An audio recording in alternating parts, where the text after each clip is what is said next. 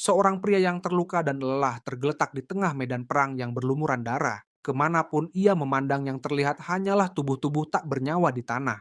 Ia mengutuk kenyataan bahwa begitu banyak orang telah mati. Saat itu ia mendengar suara yang berkata bahwa ini adalah kecerobohan yang jelas dari Ahayute. Sosok itu menambahkan betapa mengejutkannya bahwa ada seorang manusia sekuat dia.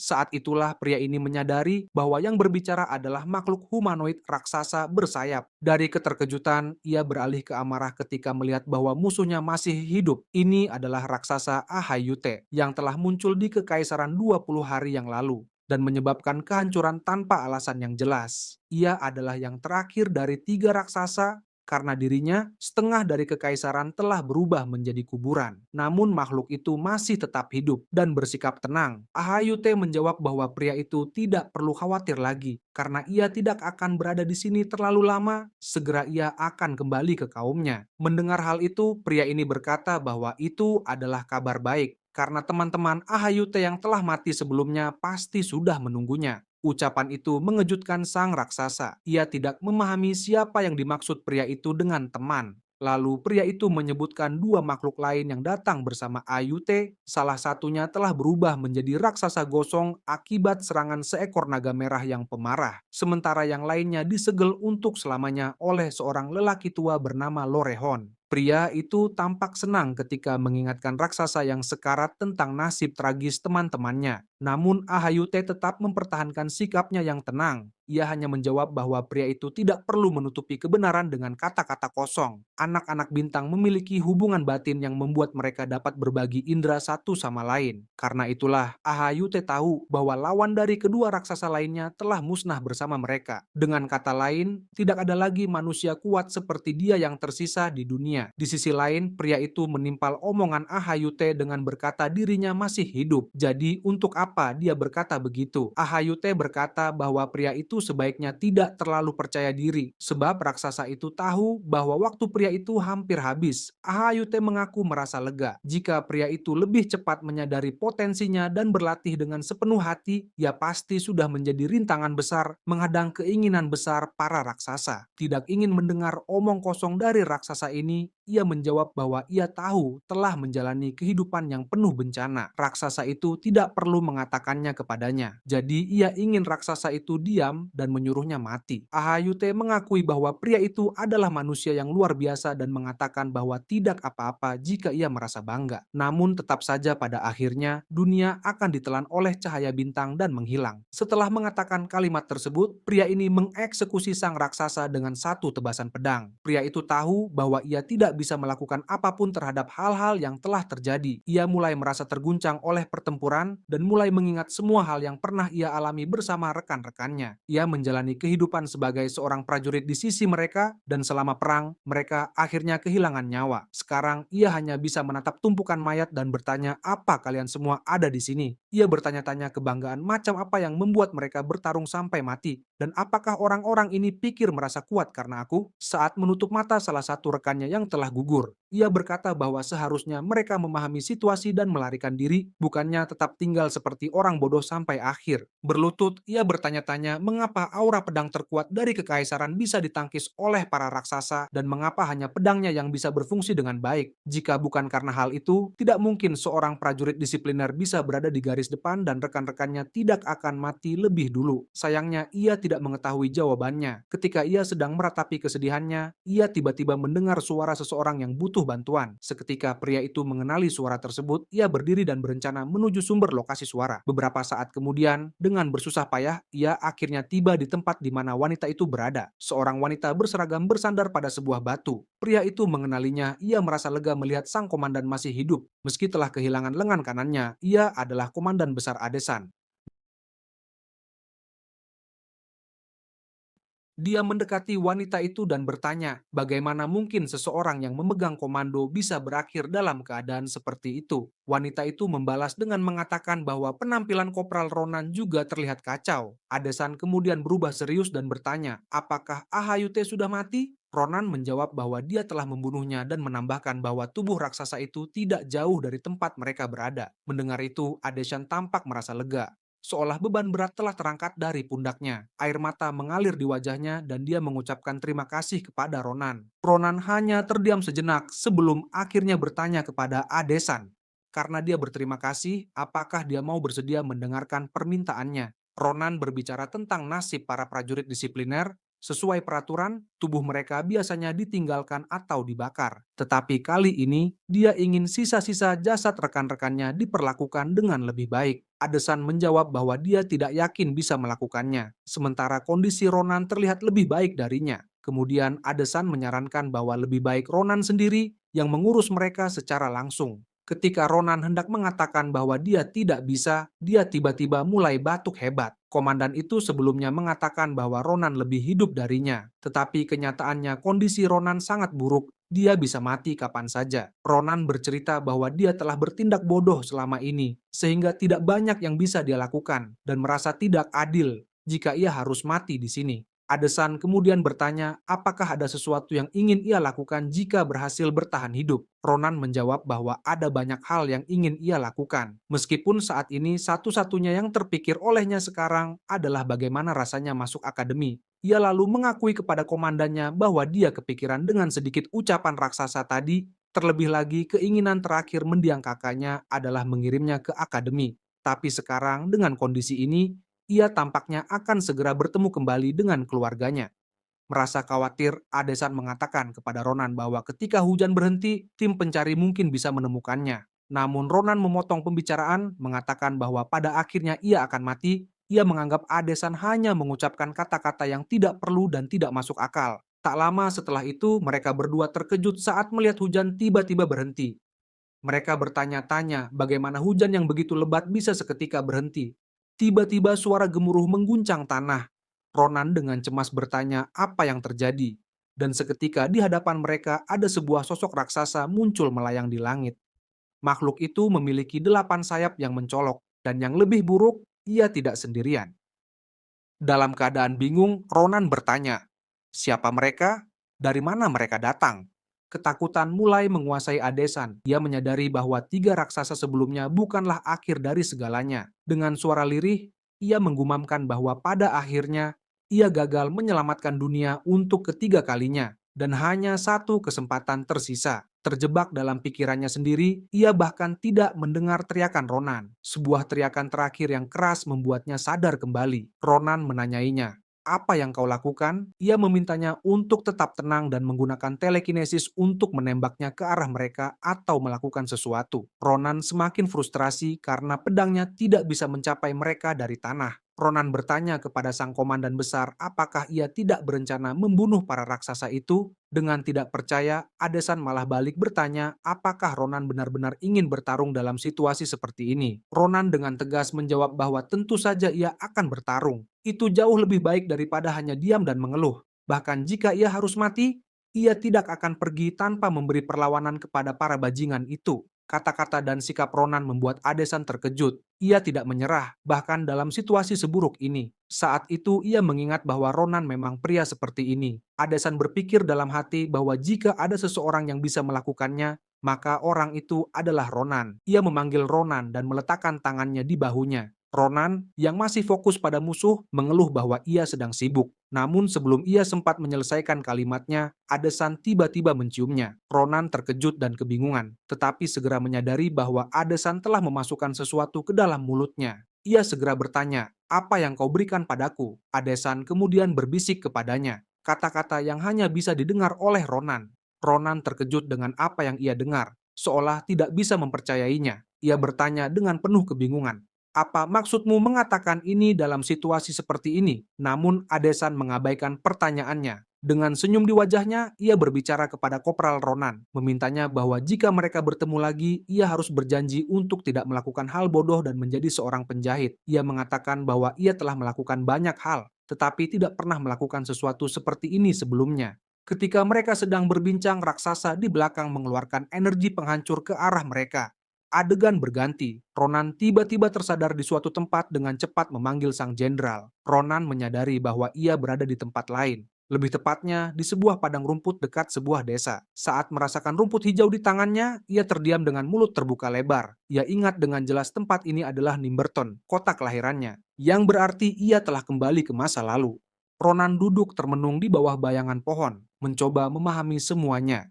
Kini ia menyadari bahwa kata-kata sang komandan besar memang benar. Saat itu ketika Adesan mendekatinya dan memasukkan sebuah orb biru bercahaya ke dalam mulutnya, orb itu ternyata memiliki kekuatan untuk mengembalikan waktu. Begitulah cara Adesan yang dulunya hanyalah seorang penjahit bisa naik pangkat hingga menjadi komandan besar. Namun ada batasan, orb itu hanya dapat digunakan untuk kembali ke masa lalu sebanyak 4 kali. Sebelumnya, Adesan sendiri sudah menggunakannya 3 kali, sehingga hanya tersisa satu kesempatan terakhir. Karena alasan itu, ia memutuskan untuk memberikannya kepada Ronan. Ia percaya bahwa Ronan adalah kunci untuk membunuh para raksasa dan menghentikan kehancuran dunia. Ia mengatakan bahwa Ronan harus mengasah kemampuannya, dan menambahkan bahwa ia senang Ronan juga memiliki keinginan yang sama. Adesan memberitahunya bahwa jika ia ingin belajar, ia harus pergi ke Akademi Villian, sebuah tempat yang dipenuhi oleh orang-orang luar biasa. Ia yakin bahwa akademi itu akan sangat membantu Ronan, dan ia mengulangi permintaannya. Jika mereka bertemu lagi, Ronan harus berjanji untuk mengingatkan Adesan agar tidak melakukan hal bodoh dan menjadi seorang penjahit. Adesan mengaku bahwa ia telah melakukan banyak hal dalam hidupnya, tetapi tidak pernah menjadi seorang penjahit. Meskipun semua ini telah terjadi, Ronan masih belum sepenuhnya percaya bahwa ia benar-benar telah kembali ke masa lalu. Ronan mulai membenturkan kepalanya ke pohon berusaha membangunkan dirinya sendiri. Jika ini hanyalah mimpi, ia ingin segera sadar. Bahkan jika ini nyata dan ia benar-benar kembali ke masa lalu, ia tidak tahu harus berbuat apa sendirian. Lalu sebuah pemikiran muncul di benaknya. Jika ini memang masa lalu, maka itu berarti ia bisa bertemu kembali dengan kakak perempuannya. Dengan semangat, Ronan mulai berlari menyusuri jalanan desa, berpikir bahwa jika ia benar-benar telah kembali, ia mungkin bisa melihatnya lagi. Di tengah perjalanan, tiba-tiba perhatiannya tertuju pada sekelompok anak-anak berandalan. Mereka telah menggantung seorang anak laki-laki terbalik di sebuah pohon. Ronan melihat mereka dan menyadari bahwa orang-orang ini tidak berubah, bahkan di masa lalu. Ronan menyadari anak laki-laki yang digantung itu tidak diikat dengan tali, melainkan ditahan menggunakan sihir. Seseorang dengan kemampuan seperti itu sangat berharga di medan perang. Tidak mungkin ada seseorang seperti itu di sebuah kota kecil seperti ini. Namun saat itu Ronan tahu bahwa orang itu juga berada di kota ini. Seorang gadis berambut merah tampak menggunakan sihir untuk menjaga anak itu tetap tergantung.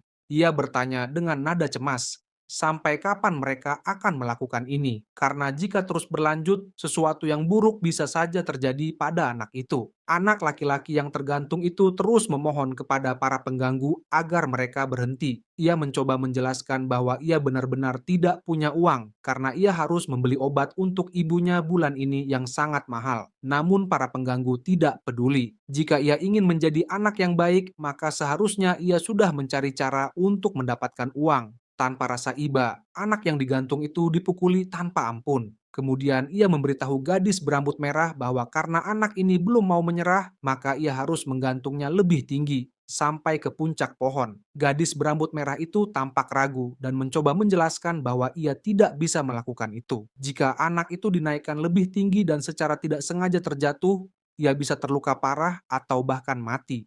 Namun anak laki-laki berambut pirang yang memimpin kelompok itu tidak peduli dan berkomentar bahwa dia bukan perempuan kenapa sangat penakut. Lagian bukan dia yang digantung di sana. Ia lalu menuntut agar Asel segera mengangkat anak itu lebih tinggi sebelum ia sendiri yang berakhir tergantung bersama anak itu dengan nada yang tegas. Asel merasa ketakutan dan mulai bertanya-tanya bagaimana semua ini bisa terjadi. Ia mulai meragukan keputusannya untuk belajar sihir.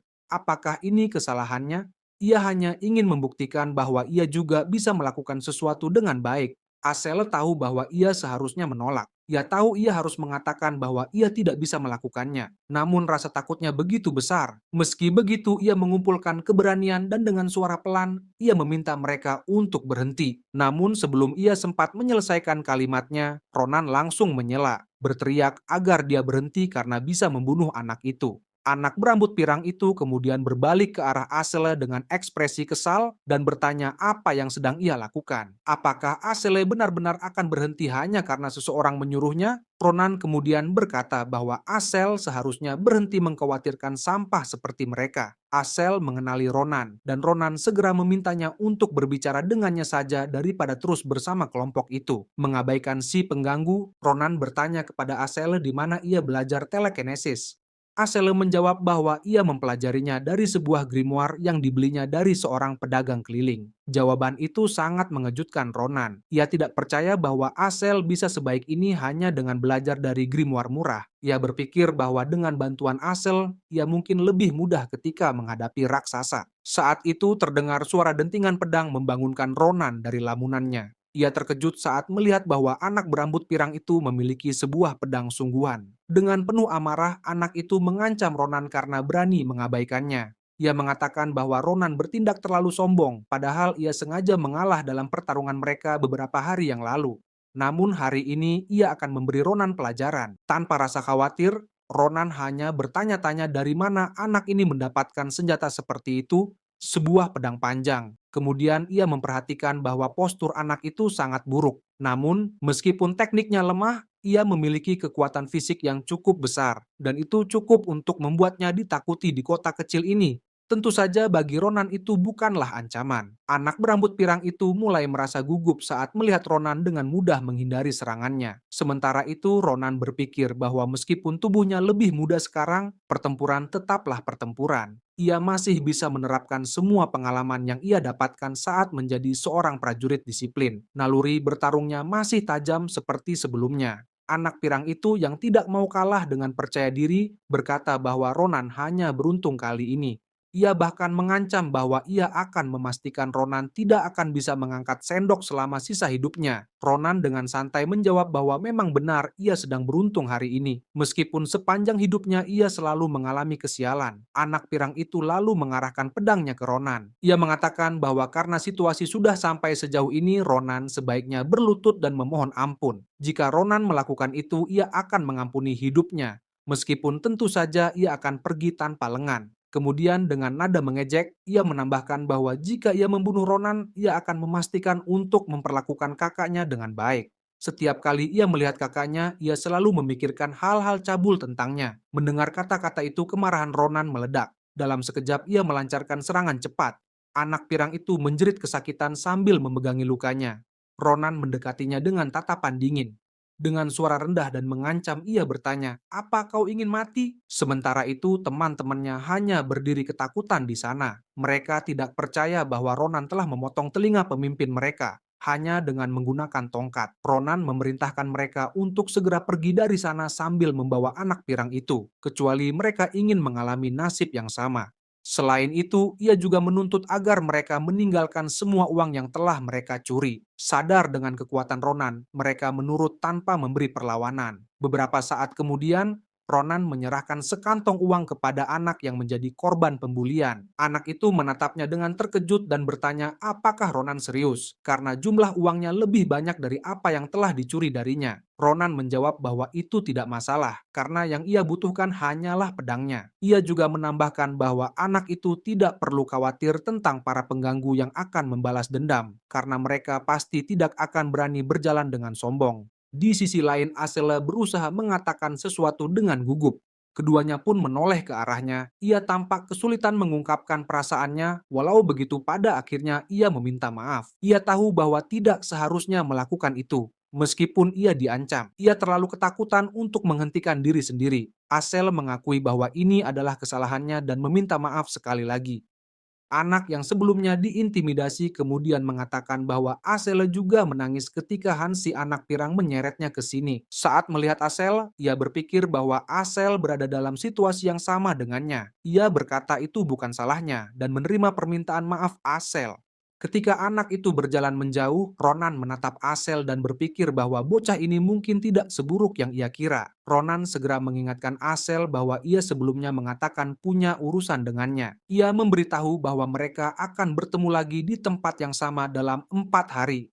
Asel tampak kebingungan mendengar itu. Kemudian Ronan mulai berjalan menjauh. Asele bereaksi dan bertanya apa maksudnya. Ronan hanya menjawab bahwa ia sedang sibuk, jadi ia ingin mereka bertemu kembali saat bulan sudah berada di langit malam. Ronan mengancam jika Asele tidak datang, ia tahu apa yang akan terjadi. Setelah mengatakan itu, Ronan pergi dengan agak terburu-buru, tetapi masih sempat mengingatkan bahwa Asele mati jika sampai terlambat. Tak lama setelah itu Ronan tiba di sebuah rumah dan berhenti tepat di depannya. Ia menatap pintu rumah itu sambil berpikir, apakah membawa bunga ini sedikit terlalu berlebihan? Ronan teringat bahwa dia sangat menyukai bunga, jadi ia sempat memetik beberapa di perjalanan. Setelah berpikir sejenak, ia memutuskan bahwa lebih baik membuang bunga-bunga itu. Namun tepat saat ia hendak melakukannya, terdengar suara perempuan dari dalam rumah. Kemudian seseorang membuka pintu dan bertanya-tanya siapa yang datang. Selama waktunya sebagai tentara disipliner, Ronan sudah membayangkan ribuan kali apa yang akan ia katakan saat melihatnya lagi. Ia tidak tahu apakah ia harus meminta maaf karena pergi tanpa memberitahu apapun, atau cukup mengatakan bahwa ia sangat merindukannya. Ia sering memikirkan hal itu, tetapi semua itu adalah kata-kata yang hanya bisa diucapkan oleh Ronan dari kehidupan sebelumnya. Saat ini yang bisa ia katakan hanyalah wanita itu dengan penuh semangat menyambut Ronan dan berkata Ronan datang lebih awal hari ini. Ronan menatapnya dengan perasaan nostalgia dan akhirnya menjawab, "Aku sudah pulang." Tak lama kemudian di meja makan yang penuh dengan hidangan, kakaknya berkomentar bahwa ia tak pernah menyangka akan hidup cukup lama untuk menerima bunga dari adiknya yang dingin. Tanpa bisa menahan kebahagiaannya, Iril berkata bahwa ia sangat senang. Hal itu juga membuat Ronan ikut merasa bahagia. Setelah itu, Iril ingin memanjakan adiknya dan bertanya apakah Ronan mau tambah sup, tapi Ronan sudah merasa cukup. Tiba-tiba Ronan kepikiran sesuatu dan bertanya berapa usia kakaknya tahun ini. Iril menjawab dengan sedikit kecewa bahwa usianya sekarang 22 tahun. Ronan menjelaskan bahwa ia tiba-tiba lupa. Pernyataan itu langsung membuat Iril kesal. Hal itu adalah sesuatu yang seharusnya tidak ia lupakan. Sementara itu Ronan mulai berpikir, jika kakaknya sekarang berusia 22 tahun, itu berarti masih ada sekitar 10 tahun sebelum para raksasa bajingan itu menyerang. Pikirannya tiba-tiba terhenti ketika Iril menyentuh dahinya, memeriksa apakah Ronan sedang demam. Melihat itu, Ronan kembali teringat kakaknya seperti yang dulu, cerah, baik hati, dan penuh kehangatan. Ia berharap momen ini bisa bertahan selamanya. Namun dalam waktu sekitar 10 tahun, ia harus melindungi dunia ini. Dan yang lebih penting, melindungi kakaknya. Ia pun mengambil keputusan, kemudian menyingkirkan tangan kakaknya dan berkata bahwa ia punya sesuatu untuk diceritakan. Dengan senyum di wajahnya, Ronan mengungkapkan bahwa ia sedang berpikir untuk masuk ke akademi. Iril terdiam tidak langsung memproses apa yang baru saja ia dengar. Namun beberapa saat kemudian, ia dengan penuh kebahagiaan bertanya apakah Ronan benar-benar serius, mengingat Ronan selalu mengabaikannya ketika membahas akademi. Iril tiba-tiba bergegas mencari sesuatu dengan penuh semangat. Sambil tersenyum cerah, ia berkata, "Aku tahu hari ini akan tiba. Ronan ini pintar, jadi dia yakin bahwa Ronan akan menjadi luar biasa dalam segala hal." Beberapa saat kemudian, barang yang dicari akhirnya ditemukan. Ronan mengintip ke dalam sebuah kendi dan terkejut melihat sejumlah besar uang di dalamnya. Kakaknya telah diam-diam menabung untuk mengejutkannya jika suatu hari Ronan berubah pikiran tentang akademi. Ronan kagum dengan usaha kakaknya mengumpulkan uang. Meski begitu, ia tidak bisa menerimanya dan ingin kakaknya menggunakan uang itu untuk dirinya sendiri. Iril meyakinkan Ronan bahwa jumlah ini lebih banyak dari yang terlihat. Dia tidak tahu akademi mana yang ingin Ronan masuki, tetapi uang ini seharusnya cukup. Saat itulah Ronan mengungkapkan bahwa dia ingin masuk ke Akademi Kekaisaran Filion. Begitu mendengar itu, Iril langsung berteriak kaget. Akademi Kekaisaran Filion adalah institusi pendidikan terbaik di seluruh kekaisaran. Akademi ini memiliki para profesor terkemuka di benua, serta didanai oleh keluarga kerajaan. Itu adalah tempat yang memberikan pendidikan terbaik. Begitu bergengsi hingga dijuluki sebagai pabrik pahlawan. Karena statusnya yang sangat tinggi, akademi ini hanya menerima yang terbaik dari yang terbaik. Beberapa tokoh hebat seperti Komandan Besar Adesan, Master Pedang Sullivan, dan bahkan kriminal paling berbahaya Sang Winter Witch, dan masih banyak lagi. Faktanya, para lulusan Filion memainkan peran penting dalam perang. Begitu berguna hingga Ronan memahami mengapa Komandan Besar menyarankan akademi itu padanya. Namun karena memiliki reputasi yang begitu tinggi, standar masuknya sangat ketat dan biayanya sangat mahal. Ronan tidak mengira kakaknya akan bereaksi seperti itu. Iril tersenyum dengan paksaan, berkata jika itu Ronan, pasti bisa melakukannya. Meski begitu, Ronan yakin pada akhirnya ia berhasil. Di sisi lain, Ronan tidak menyangka bahwa masalah akan datang. Asel segera mengoreksi bahwa namanya adalah Asel, bukan Marcel, dan mengingatkan Ronan bahwa dia sendiri yang mengatakan tidak akan membiarkannya tenang jika tidak datang. Ronan tertawa kecil dan menyuruhnya untuk melupakan hal itu. Malam ini mereka akan sangat sibuk karena Ronan ingin menguji sesuatu pada Asel. Asel bingung dan bertanya apa maksudnya. Ronan menjawab dengan santai bahwa itu bukan hal besar. Dia hanya ingin Asel menggunakan telekinesis padanya, mengangkatnya setinggi mungkin. Asel terkejut mendengar permintaan itu. Kenapa Ronan ingin melakukan sesuatu yang begitu berbahaya? Namun Ronan tidak menganggapnya berbahaya sama sekali. Dia ingin Asel melakukan apa yang diminta dan meyakinkannya bahwa dia tidak akan mati. Jadi Asel tidak perlu takut. Akhirnya Asel menurut dan mulai menggunakan Magic Invisible Hand. Ronan terkesan, kemampuan Asel jauh lebih baik dari yang dia perkirakan, meskipun masih kurang dalam ketinggian dan stabilitas. Sensasinya mirip dengan saat itu. Selama pertempuran melawan Ahayute, satu-satunya alasan dia bisa berhadapan dengan raksasa itu karena adanya telekinesis. Kemampuan ini terbilang sangat langka, bahkan di antara para mage sudah jarang ditemukan. Itu berarti Asel bisa menjadi aset terpenting dalam pertarungannya melawan Ahayute. Ronan tersenyum puas merasa bahwa ini adalah awal yang cukup baik. Di sisi lain, Asel terlihat mulai kelelahan. Ia mengeluh bahwa ini semakin sulit dan bertanya apakah dia bisa menurunkannya sekarang. Namun Ronan ingin dia bertahan sedikit lebih lama. Ada satu hal lagi yang ingin diperiksa dan berencana turun sendiri. Asel terkejut dan bertanya, bagaimana caranya? Ronan yang masih di udara mengayunkan pedang dan terlihat menebas sesuatu yang ternyata Ronan memotong mana Asel di udara. Asel dalam keadaan terkejut meminta penjelasan. Bagaimana ia melakukan itu? Ronan menjelaskan bahwa itu hanya gerakan akrobatik yang sudah lama bisa dia lakukan. Namun Asel menyangkal klaim Ronan sebagai gerakan akrobatik. Ia dengan jelas melihat Ronan memotong mananya. Tidak mau ambil pusing, Ronan menggetok kepala Asel dan berkata untuk tidak terlalu memikirkannya, karena dia sendiri tidak tahu mengapa itu bisa terjadi. Tapi dalam hati Ronan menyadari bahwa memahami kekuatan ini adalah salah satu tugas yang harus dia selesaikan. Mungkin alasan mengapa pedangnya bisa bekerja melawan dia adalah karena kemampuan ini. Bagaimanapun juga dia bisa memikirkan itu nanti. Saat ini ada hal lain yang harus dia lakukan. Ronan berkata kepada Asele bahwa ia lulus ujian. Ia kemudian meminta agar Asele membawa barang dan mengikutinya. Sebelum bulan menghilang, ada sesuatu yang harus mereka lakukan. Asele masih kebingungan bertanya apa yang bisa mereka lakukan di malam seperti ini. Ronan tersenyum dan berkata bahwa ini mungkin akan menjadi halaman pertama dalam biografi Ronan, pahlawan terbesar dalam sejarah kekaisaran. Beberapa waktu kemudian mereka masih berjalan bersama. Ronan memberitahu Asel bahwa dia berencana untuk masuk ke Akademi Villian. Asel berpikir dia salah dengar. Akademi Villian hanya diperuntukkan bagi para elit kekaisaran. Jadi Ronan menegaskan kembali bahwa dia serius. Kemudian Ronan bertanya, apakah Asel tidak ingin ikut dengannya? Asel mengatakan bahwa bukan itu masalahnya. Dia mengakui bahwa Ronan memiliki bakat luar biasa dalam seni bela diri, jadi dia mungkin akan baik-baik saja.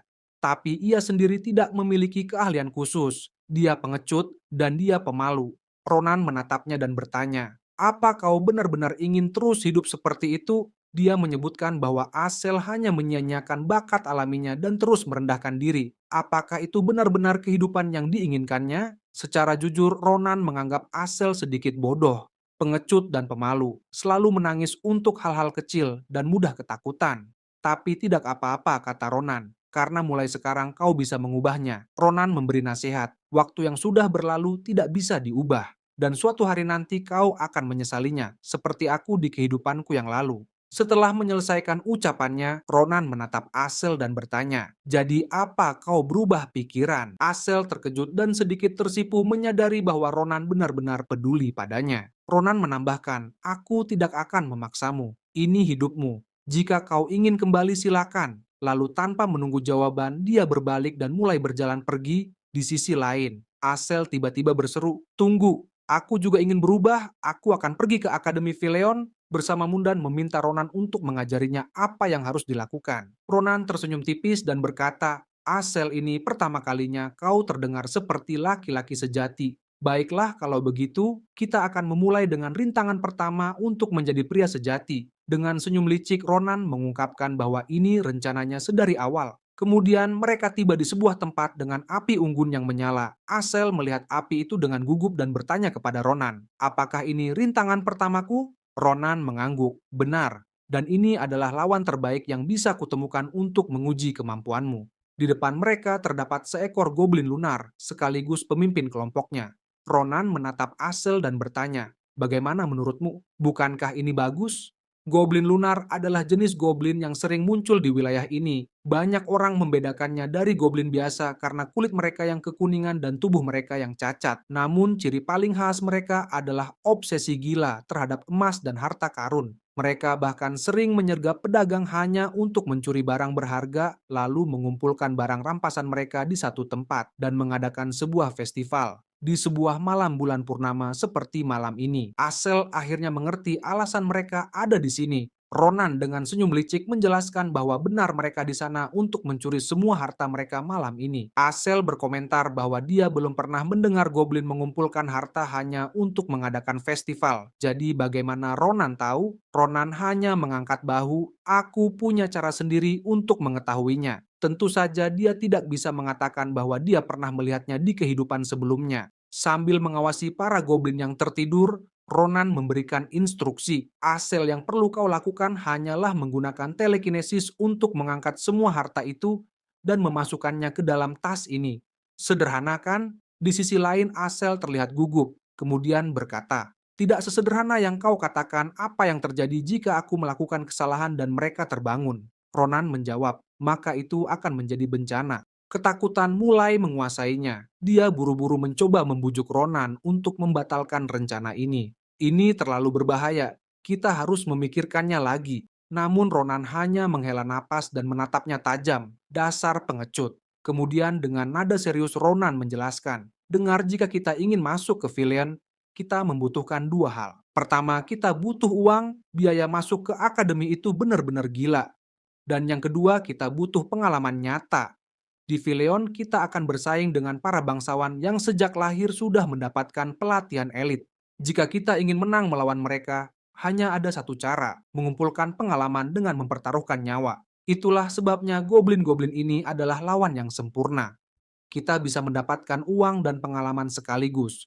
Memukul dua burung dengan satu batu. Ronan kemudian menatap Asel dan bertanya, atau kau punya ide yang lebih baik? Asel hanya terdiam, tidak ada jawaban. Ronan menambahkan, baiklah, kalau begitu kita lanjutkan. Ronan menepuk punggungnya dan memberi instruksi agar mereka mulai sekarang. Beberapa saat kemudian, mereka dengan hati-hati memindahkan harta karun para goblin ke dalam tas.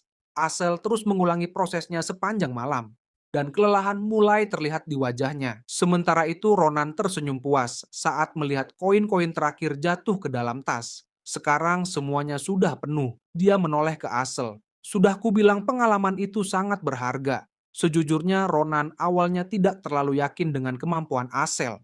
Dia tidak menyangka Asel bisa terbiasa dengan telekinesis secepat ini. Di dalam pikirannya dia merasa bangga dengan kerja Asel sekaligus merasa puas mendapatkan pembantu yang bagus. Sekarang dengan tas yang sudah penuh tidak ada alasan untuk tetap di sini. Kita harus pergi sebelum sesuatu yang buruk terjadi. Di sisi lain terlihat dua pemuda berlari melewati hutan, mengejar sesuatu yang tampaknya adalah makhluk terbang. Teriakan mereka memecah keheningan malam. Ronan dan Asel menoleh. Apa yang mereka lakukan di sini malam-malam begini? Sayangnya keributan itu membangunkan para goblin lunar. Pemimpin mereka menoleh dan melihat peti harta yang kosong. Lalu berteriak marah ke pencuri. Goblin lainnya segera terbangun dan bertanya, apa yang terjadi? Di mana harta kita? Dan mereka mulai mencari ke sekeliling dan akhirnya mereka melihat dua sosok yang berusaha pergi diam-diam. Ronan dan Asel. Rencana mereka telah gagal. Asel langsung pucat pasi. Ini buruk, katanya dengan suara gemetar. Ronan tahu semuanya berjalan terlalu lancar. Asel dengan panik bertanya, apa yang akan kita lakukan sekarang? Sembari menyarankan untuk meninggalkan tas dan kabur. Namun Ronan menolak. Kita tidak punya cara lain untuk membayar biaya akademi. Asel berpikir kalau itu bukan masalah utama saat ini.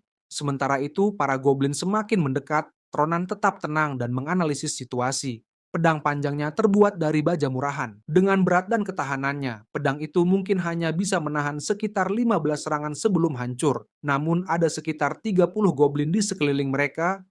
Ronan melangkah ke depan untuk melindungi Asel. Dia menyiapkan diri, kemudian mengayunkan pedang dengan cepat ke arah goblin dan membunuh 3 goblin sekaligus. Dan sekarang tersisa 24 lagi. Asel tidak percaya dengan apa yang baru saja ia lihat. Dalam satu tebasan, Ronan memenggal 3 goblin sekaligus.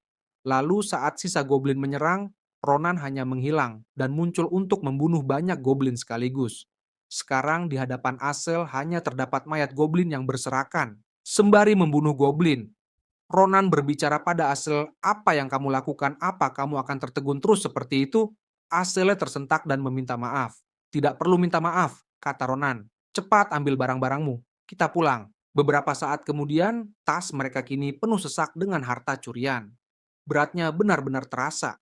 Ronan mengeluh bahwa ini cukup melelahkan. Ia mengira semua bakal berjalan mulus, tapi ternyata tidak. Ototnya terasa nyeri hanya karena menebas beberapa goblin, mungkin karena tubuh ini masih dalam masa pertumbuhan. Begitu dia kembali, dia bertekad untuk berlatih lebih keras lagi. Saat itu Asel tiba-tiba bertanya, "Suara jeritan apa itu tadi?" Ronan hanya menjawab bahwa ia tidak tahu, namun ia merasa heran dengan orang yang berteriak malam-malam begini. Kalau menemukannya, ia akan memastikan mereka membayar, karena membuat segalanya jadi lebih rumit. Tanpa disadari, ada seseorang yang membidik panah di belakang mereka. Panah itu dilepaskan dan tertuju ke arah Asel. Dengan refleks yang cepat, Ronan menyadari dan menangkap panah tersebut. Ia kemudian mengeluh. Sekarang, apa lagi? Ia mulai berpikir bahwa hutan ini terkutuk karena banyak bajingan gila di sini. 2 pria yang sebelumnya terlihat mengejar sesuatu di udara, sekarang muncul kembali. Mereka pura-pura terkejut, menganggap Ronan dan Asle hanya anak-anak. Mereka mendekat dengan ekspresi menyesal, meminta maaf atas kejadian itu. Lalu menjelaskan bahwa tadi mereka mendengar bisikan aneh di kejauhan dan mengira itu adalah monster. Sementara mata pria ini melirik isi tas Ronan. Dengan nada santai mereka berkata, "Kami hampir saja membunuh seseorang.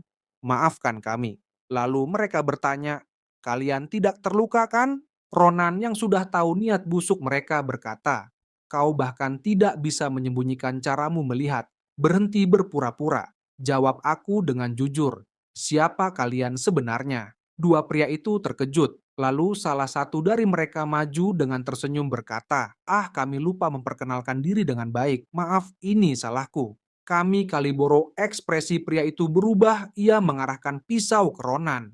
Namun Ronan dengan tenang menangkap tangan pria itu, kemudian memberikan pukulan telak. Sementara itu rekannya berniat menyerang Ronan. Asel yang menyadari situasi langsung menggunakan telekinesisnya. Sekarang ia tidak bisa bergerak. Ronan terkejut memuji tindakan Asel. Ronan menendang tangan pria itu dan mengambil belatinya. Tanpa basa-basi langsung mengeksekusi pria itu. Asel yang masih terkejut dengan apa yang terjadi bertanya, "Dia sudah mati?" Ronan mengangguk. "Ya, dia tidak akan membiarkan seseorang yang mencoba membunuhnya tetap hidup." Lalu Ronan menambahkan, "Mereka bilang mereka dari Kaliboro." Kaliboro adalah organisasi kriminal yang melakukan segala jenis kejahatan, perburuan ilegal, penculikan, dan perdagangan manusia. Mereka adalah kelompok pemburu bayangan paling kejam di seluruh kekaisaran. Kalau bukan karena aku, kau pasti sudah kehilangan organmu dan terkubur diam-diam malam ini, Asel. Sekarang mereka tahu siapa orang-orang ini. Membiarkan mereka hidup saja sudah menjadi sebuah kejahatan, jadi berhenti membuat keributan dan ambil barang-barang mereka. Tiba-tiba sebuah karung mulai bergerak. Ronan dan Asel menyadari bahwa orang-orang Kaliboro membawanya bersama mereka. Asel menebak bahwa itu mungkin hewan yang mereka culik. Mereka membuka karung itu. Di dalamnya ada seekor burung. Burung itu terlihat aneh, membuat Ronan bertanya-tanya, "Apa ini? Kenapa terlihat seperti ayam?" Yang benar-benar membuat Asel antusias adalah warna bulu burung itu. Ini adalah pertama kalinya ia melihat burung dengan warna biru. Bahkan bagi Ronan, ini adalah sesuatu yang langka. Saat itu Ronan menyadari adanya belenggu yang terpasang di kaki burung tersebut. Belenggu itu adalah perangkap milik Kaliboro.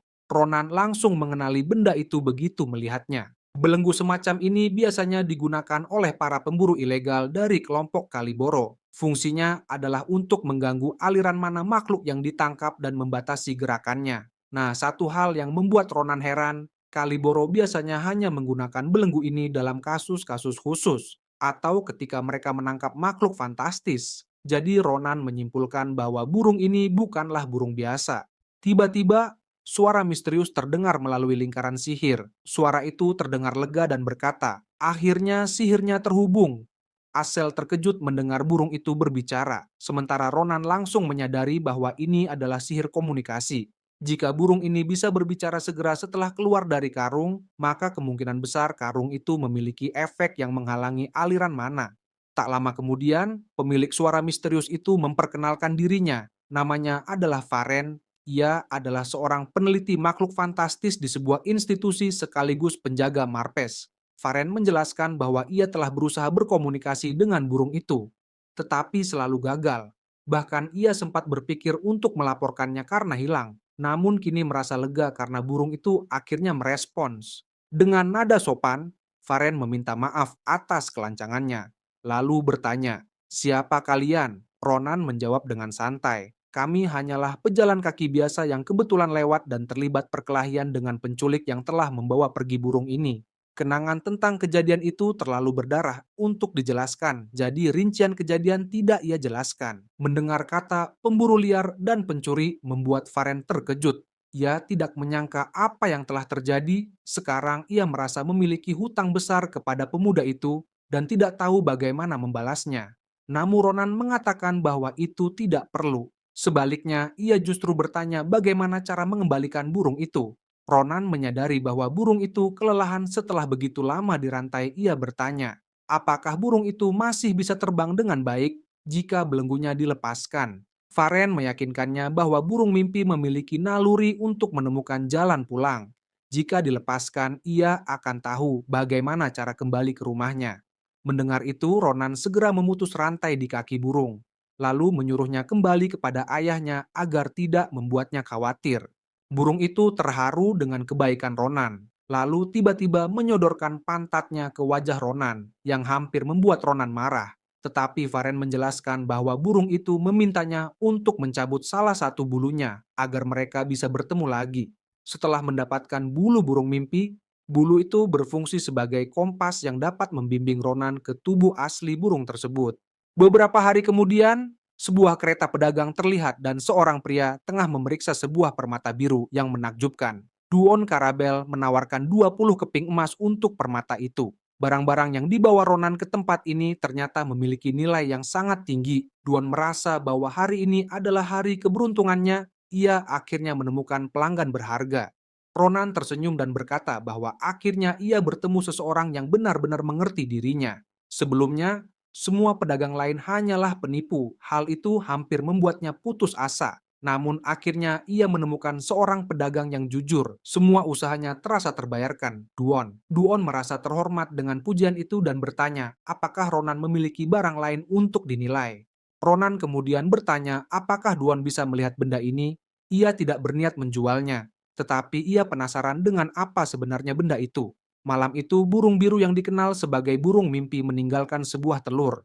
Awalnya Ronan mengira benda yang tiba-tiba muncul di tangannya itu adalah kotoran. Tetapi ternyata bukan. Untuk memastikan, ia bahkan melemparkannya ke batu sebagai percobaan. Dari situ ia menyadari bahwa benda itu sangat keras. Ronan tidak yakin apakah itu benar-benar telur burung tersebut. Tetapi jika memang berasal dari makhluk fantastis yang langka, maka bisa jadi itu adalah harta yang sangat berharga. Duon menilai benda itu dengan cermat, mengamati warnanya dan merasakan teksturnya. Ronan menunggu dengan penuh harap, berharap benda itu benar-benar merupakan harta yang sangat berharga. Tiba-tiba Duon bertanya, apakah ini kotoran kuda? Ronan langsung menyangkalnya. Bahkan Duon sendiri tidak tahu apa sebenarnya benda itu. Ia menyarankan Ronan untuk membawanya ke tempat yang lebih khusus untuk dilakukan penilaian lebih lanjut. Ronan merasa itu mungkin ide yang bagus. Ia tidak bisa menjualnya sekarang karena rasa penasarannya masih terlalu besar. Kemudian ia bertanya kepada Duon, apakah ia menjual buku tentang Philean. Ronan menjelaskan bahwa mereka berdua berencana mengikuti ujian masuk ke Villian. Tetapi mereka tidak tahu banyak tentang tempat itu. Duon menyebutkan bahwa mereka datang di waktu yang tepat, putrinya juga akan mengikuti ujian. Ia yakin putrinya bisa membantu mereka. Saat itu Maria tiba, ia bertanya kepada ayahnya apa yang terjadi dan siapa orang-orang ini. Duon memperkenalkan Maria sebagai satu-satunya putrinya. Ronan dan Asele pun menoleh untuk melihatnya. Begitu melihat wajahnya, Ronan langsung mengenali Maria. Ia mengingat namanya dan merasa terkejut.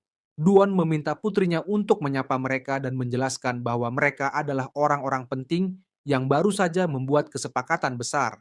Maria tampak ragu dan bertanya, apakah anak kecil ini benar-benar melakukannya?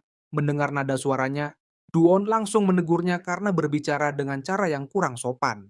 Ia lalu meminta maaf kepada Ronan dan Asele, menjelaskan bahwa Maria tumbuh di dunia perdagangan, sehingga terbiasa berbicara dengan belak-belakan. Asel mengatakan bahwa ia tidak keberatan, tapi masalahnya mungkin ada pada Ronan. Ronan mendekat dan bertanya, apakah dia benar-benar Maria yang memiliki huruf Sen sebagai nama tengahnya? Maria membenarkan hal itu dan bertanya bagaimana Ronan bisa mengetahui informasi tersebut.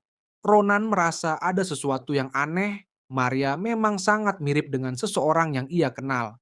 Lalu ia ingin memastikan sesuatu. Jadi ia meminta Maria untuk mendekat agar bisa berbicara lebih pelan. Karena penasaran, Maria pun mendekat. Namun, tiba-tiba Ronan bertanya apakah dia memiliki sesuatu di bawah sana? Sebuah penis? Maria tercengang dengan pertanyaan itu. Ronan menatapnya dengan cermat sebelum akhirnya berkomentar. Dari sudut manapun ia melihatnya, Maria sama sekali tidak tampak seperti seseorang yang memiliki itu. Ia bahkan mulai mempertanyakan apakah Duon diam-diam memiliki anak lain yang tidak ia ketahui. Merasa kesal, Maria tanpa ragu melayangkan tamparan keras ke wajah Ronan sembari menyuruhnya diam. Tamparan itu begitu familiar, seketika Ronan menyadari siapa Maria sebenarnya. Dia adalah Count Maria Sen, seseorang yang dulu pernah ia kenal. Saat masih bertugas sebagai prajurit disipliner di Armarland, Maria adalah orang yang bertanggung jawab atas persediaan. Ia dikenal sebagai pekerja keras dengan kepribadian yang mudah bergaul. Tanpa diragukan lagi, Maria adalah sosok yang luar biasa. Namun ada satu hal yang selalu terasa aneh. Setiap kali percakapan di antara pria menyentuh topik tentang penis, Maria akan langsung murka dan kebiasaannya menampar orang tanpa pikir panjang. Dulu Ronan sempat penasaran dengan alasan dibalik kebiasaan aneh Maria itu. Ia bahkan berencana menanyakannya jika mereka bertemu lagi suatu hari nanti. Namun kesempatan itu tidak pernah datang. Maria meninggal sebelum Ronan bisa mendapatkan jawabannya. Dan sekarang, jawaban itu berdiri tepat di hadapannya. Maria ternyata seorang wanita selama ini. Melihat Ronan tertawa, Maria merasa satu tamparan saja tidak cukup. Ia bersiap melayangkan serangan lagi. Ronan buru-buru mengangkat tangannya dan memukul kepala Maria sembari memintanya berhenti. Ia mengingatkan bahwa ia hanya membiarkan tamparan pertama, karena memang pantas menerimanya saat itu. Namun Maria tidak peduli. Kali ini ia melayangkan serangan dengan sebuah headbutt. Tak butuh waktu lama perkelahian pun pecah. Sementara itu Asel dan Duon hanya berdiri diam, menyaksikan keduanya bertengkar seperti anak kecil. Beberapa saat kemudian Asel merasa bingung. Apa sebenarnya yang terjadi dengan mereka berdua? Baru saja mereka bertarung seolah ingin saling membunuh. Tapi sekarang mereka terlihat baik-baik saja. Di tengah situasi itu, Maria memperhatikan barang yang ditinggalkan untuk mereka gunakan. Ronan mengamati dan menyuruh Maria agar mengecek, memastikan barang itu dalam kondisi baik. Kalau tidak, mereka akan cari yang lain. Mereka berdua kemudian terlihat berdiskusi. Di sisi lain, Asel merasa terkejut betapa cepatnya Ronan dan Maria bisa berdamai setelah bertengkar. Lalu mereka mulai membahas pedang dan tongkat sihir. Maria menatap 3 pedang yang diberikan lalu bertanya, kenapa mereka memberimu 3 pedang? Bukankah merepotkan membawanya? Ronan membalas bahwa ini untuk berjaga-jaga karena ia menggunakan pedang dengan kasar. Kemudian ia menanyakan kondisi pedang itu. Maria menjawab bahwa mereka tidak dalam kondisi buruk dan di antara ketiganya, pedang besi hitam adalah yang terbaik. Materialnya sangat kokoh sehingga banyak dicari oleh para ksatria ternama. Maria tidak tahu seberapa kasar Ronan memperlakukan pedangnya, Tetapi kemungkinan besar pedang ini tidak akan mudah patah. Mendengar itu, Ronan teringat akan pedang Black Iron, pedang favoritnya di masa lalu. Maria kemudian memeriksa tongkat sihir dan menyebutkan bahwa batu sihir yang tertanam di dalamnya cukup bagus. Ia lalu menebak bahwa gadis manis di sebelah Ronan adalah seorang penyihir. Ketika Maria bertanya jenis sihir apa yang digunakan, Asel menjawab bahwa ia menggunakan telekinesis. Maria terkejut dan mengatakan bahwa jika Asel bisa menguasainya dengan baik, ia mungkin bisa mendapatkan beasiswa. Sekarang tinggal Ronan. Maria bertanya, teknik apa yang akan ia tunjukkan dalam ujian praktik nanti? Ronan terdiam bingung. Maria pun mencoba menjelaskan bahwa untuk bisa masuk ke Villion, mereka harus mengikuti ujian praktik, di mana mereka harus menunjukkan teknik mereka di depan para profesor dan membuat mereka terkesan.